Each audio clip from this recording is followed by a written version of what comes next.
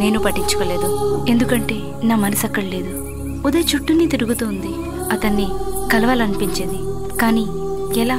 ఒకసారి భోజనం వంకతో వెళ్ళి కలిశాను, ఇంకా వేరే దారి కనిపించలేదు. తనంత తాను కనిపిస్తే తప్ప. మరప్పుడు ఏం చేసావు? వెయిట్ చేశాను, అంతకుమించి చేయగలిగింది ఏం లేదు. బాధగా అనిపించలేదా? ఒక బాధ అని చెప్పలేను, ఏదోలా అనిపించేది. దానికి ఏం పేరు పెట్టాలో కూడా తెలియదు. ఏ ఇద్దరు కలిసి వెళ్తున్నా నా పక్కన తనున్నట్టే ఫీల్ అయ్యేదాన్ని. ఒంటరితనం ఓ నరకం.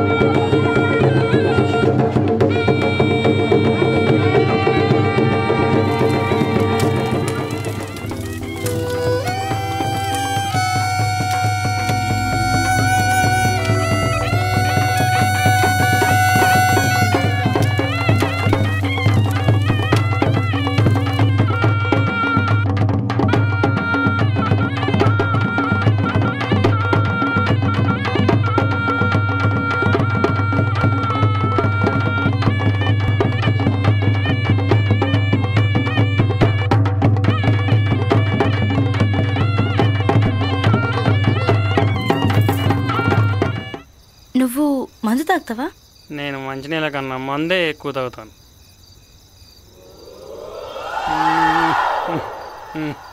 నాకు మందు కావాలి, మందు కావాలి నాకు.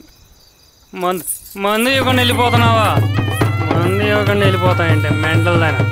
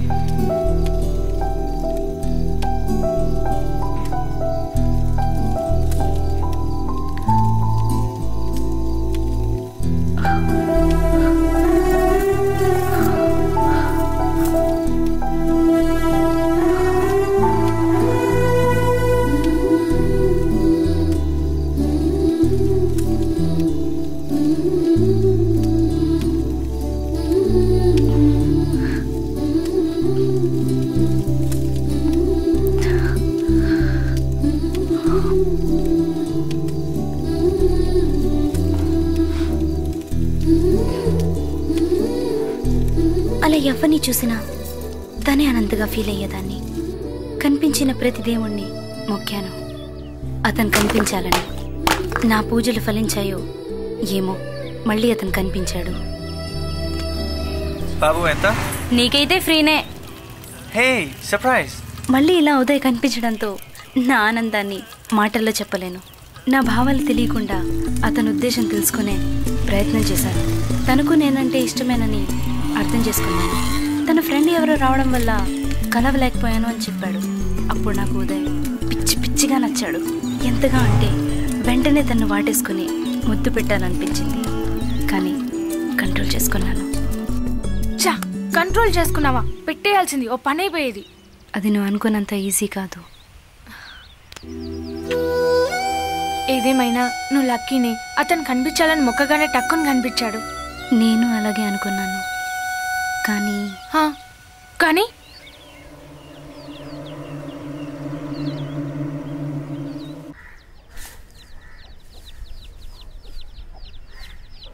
ఏటో లప్ప బియ్యం సిరుతున్నావా?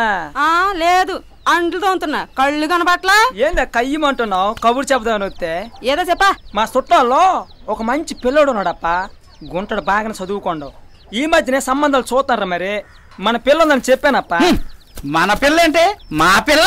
అదే బావు, ఏదో మాట్లాడుకున్నాను, పట్టించుకోకూడదు. మరి గుంటడు పలాస జీడిపిక్కలాగా గట్టి గుంటడు. మీరు సరేనంటే ఇప్పుడే కబురెట్టా. మరి ఏడి కబురంపేది నీకు తెలుదా? సెంట్రల్ సారా ఫ్రీగా పోస్తున్నారు, ముందెలా పంచుడు. సల్లని మాట చెప్పు బావు. ఇప్పుడే వస్తా. అసలు నా పిల్లని డబ్బులు అడిగితే దెబ్బలు కొడుతుంది. వస్తా. మరి తాగుబోసి వచ్చినోడు మందానిగానే పందిలా పరిగెట్టాడు. ఈ తెచ్చే సంబంధాలు కూడా ఇలానే ఉంటాయి. సరిగ్గా చెప్పావమ్మా. ఆరు తెచ్చాడు కదా అని మనం ఒప్పుకుంటామా ఏంటి? నా కూతురికి కాబోయే పెళ్లి కుమారుడు రాకుమారుడులా ఉండాలి. కరెక్ట్ నాన్న. అబ్బా కూతుర్లిద్దరు ఓ సోకులు పొమ్మకండి. రాకుమ్మని తెచ్చే రాబడి మనకు లేదు. ఉన్నదానిలో ఏదో మంచి సంబంధం చూసి చేద్దాం. నాకు తెలిదేంటే, అందుకే గుళ్ళో పంతులు చెప్పాను మంచి సంబంధం చూడమని.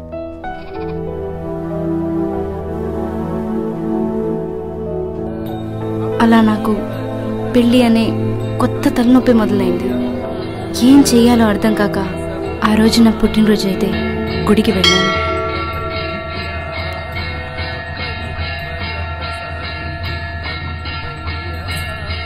ఏమో బాగున్నావా?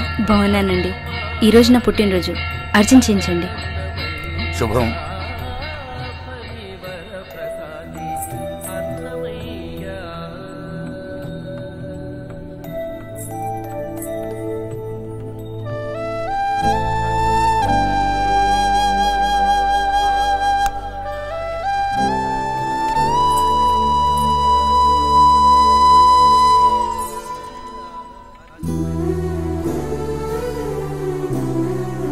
అలా పుట్టినరోజు నాడు గుడిలో ఉదయని కలవడం, అనుకోకుండా వాళ్ళ నాన్నగారి ఆశీర్వాదం తీసుకోవడం, మా పెళ్ళైనంత ఆనందం వేసింది. నీకు ఇంకో విషయం చెప్పనా? ఏంటి? ఉదయ్ వాళ్ళ మమ్మీ పుట్టినరోజు, నా పుట్టినరోజు ఒకే రోజు, సెప్టెంబర్ 6. అవునా? అవును. ఇవన్నీ జరిగాక, బాగా ఆలోచించాక ఉదయ్కి కూడా నేనంటే ఇష్టమని డిసైడ్ చేసుకున్నాను. పైగా గుడిలో తనకు నేనంటే చాలా ఇష్టం ఉన్నట్టు ప్రవర్తించాడు. అతనంటే నాకు చాలా ఇష్టమని చెప్పేద్దాం అనుకున్నాను. ఎంతైనా అమ్మాయిని కదా, నా వల్ల కాలేదు. ఏహే, ఇక్కడ నా వల్ల కావట్లేదు. టెన్షన్తో చచ్చిపోతున్నా. ఇంతసేపా? అది నేనైతే ఎప్పుడో చెప్పేసేదాన్ని. అందరూ నీలాగే అనుకుంటారు. అసలు విషయం వచ్చేటప్పటికి వెనకడుగు వేస్తారు. నాలాగా సాధారణంగా అబ్బాయిలు ప్రేమిస్తున్నానని చెప్పాలనుకుంటారు, అమ్మాయిలు చెప్పించుకోవాలనుకుంటారు. నేను అంతే. సర్లే, తర్వాత? పూజారి గారు మా నాన్నతో మాట్లాడి ఎక్కడ నా పెళ్లి సంబంధం ఖాయం చేస్తారోనని నా భయం. ఈలోపు ఉదయ్ నన్ను ప్రేమిస్తున్నానని చెప్తాడో లేదో అని టెన్షన్. అతను చెప్తే సరే, ఒకవేళ చెప్పకపోతే? చెప్పకపోతే ఇన్ని టెన్షన్ల మధ్య ఏం చేసావు? ఒక ప్లాన్ వేశాను. వేస్ట్ ఫెలో, సన్నాసి, దద్దమ్మ, యదవ, ప్రేమించిన వాడివి చెప్పలేవా? అలాంటి వాడివి నీకెందుకురా ప్రేమ? అలా ఉదయ్ వినేలా నా దగ్గర పనిచేస్తున్న రాజుని తిట్టాను. అక్కడ ఉదయ్ వినడానికి రాజుని తిట్టడం దేనికి? రెచ్చగొట్టడానికి. ఓ, ప్రేమించినవాడు పిరికి పందలా ఉండకూడదు, ధైర్యంగా చెప్పాలని ఇండైరెక్ట్గా ఉదయ్కి చెప్పాను. ఆ తర్వాత నేను అనుకున్నట్టే జరిగింది. ఏం జరిగింది? I love you. I love you. I love you. I love you. I love you. I love you. I love you.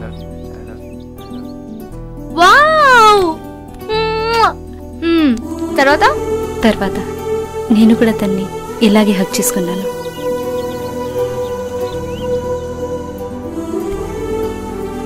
So sweet. తర్వాత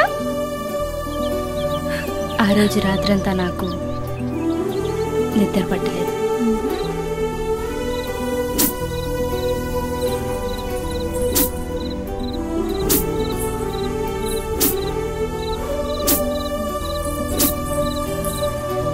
ఎప్పుడు తెల్లవారుతుందా అని ఎదురు చూశాను. ఓహో, ఆ రోజు రాత్రి చాలా లేటుగా తెల్లవారింది. తెల్లవారుగానే